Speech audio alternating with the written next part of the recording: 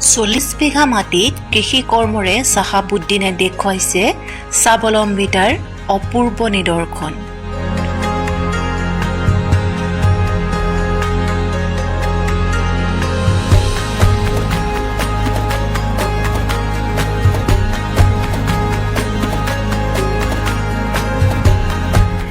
নাম চাহাবুদ্দিন আহমেদ, ঘৰ ডেৰগাঁৱৰ উপকণ্ঠ ডুবিগাঁৱত।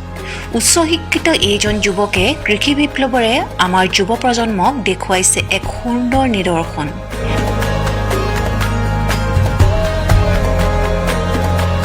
যিটো সময়ত অসমৰ এচাম যুৱকে চাকৰি বিচাৰি ঢাপলি মেলিছে বহিৰাজ্যলৈ, ঠিক সেই সময়তে ডেৰগাঁৱৰ এইজন যুৱকে দাঙি ধৰিছে স্বাৱলম্বিতাৰ আন এক নিদৰ্শন।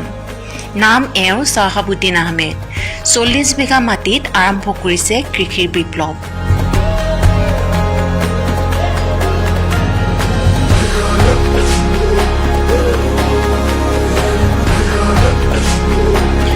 পঁচিছ 30 জন লোকক নিয়োগ কৰিছে তেওঁৰ এই বিশাল কৃষি কৰ্মত।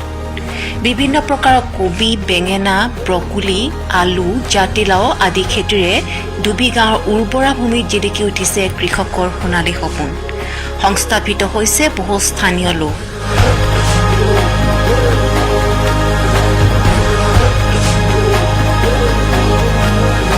সুদীৰ্ঘ 10 বছৰ পূৰ্বে আৰম্ভ কৰা এই কৃষিযাত্ৰাত থমকি ৰোৱা নাই এইজন যুৱক। চাহাবুদ্দিনৰ আহ্বান, কৃষি কৰ্মৰে স্বাৱলম্বী হওক অসমৰ নিবনুৱা যুৱক যুৱতীসকল। News desk report, today Dergaon.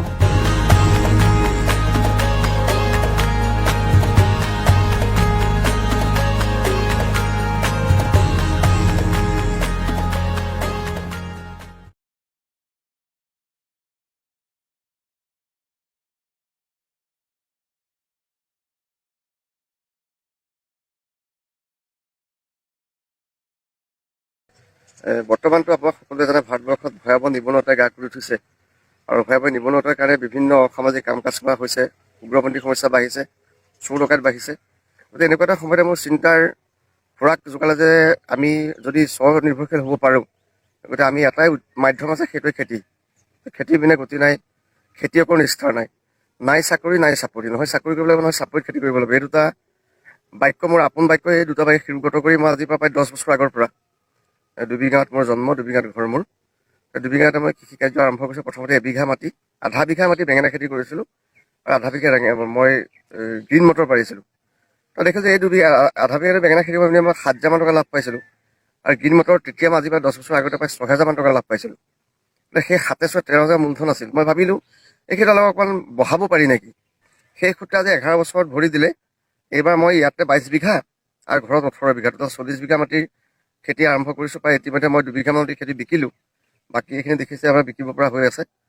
তো এইটোৱে মোৰ লক্ষ্য। আজি 22 বিঘা মাটিত মিনিমাম 22টা 25টা পৰিয়ালৰ কাম কৰিছে।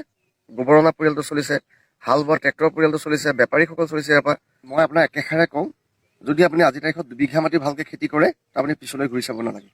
আজি তাৰিখত এবিঘা মাটি আগতীয়াকৈ বেঙেনা খেতি কৰে, মিনিমাম 1 লাখ টকা প্ৰফিট কৰিব পাৰিব। মই 22 বিঘা 30 বিঘা মাটি খেতি কৰি মিনিমাম যদি মই বছৰত 2 লাখ টকাও মই পাওঁ, প্ৰফিট কৰোঁ, এতিয়া 144।